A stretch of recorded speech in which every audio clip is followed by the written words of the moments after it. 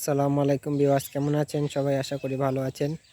তো আজ আমি আপনাদেরকে নিয়ে এলাম আমরা যেখানে শীতকালীন শাকসবজি চাষ করেছি সেখানে।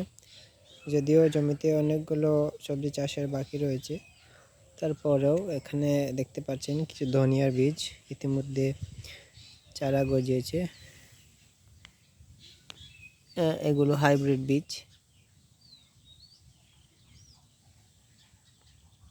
এখানে যদিও দেশি কিছু বীজ আমি রোপণ করেছিলাম, যেগুলো গজায়নি, হাইব্রিডগুলো শুধু গজিয়েছে।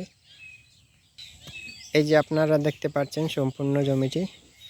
এখানে আমি গরুর গোবর দিয়েছি, শুকনো গোবর।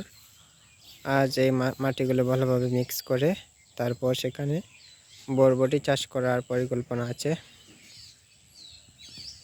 আর এগুলো আপনারা আগের ভিডিও দেখে থাকবেন। টমেটো গাছ,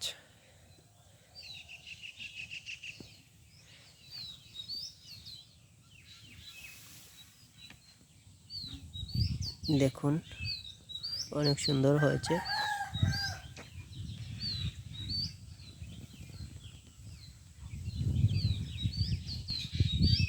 এখানে কিছু মরিচ গাছ দেখতে পাবেন।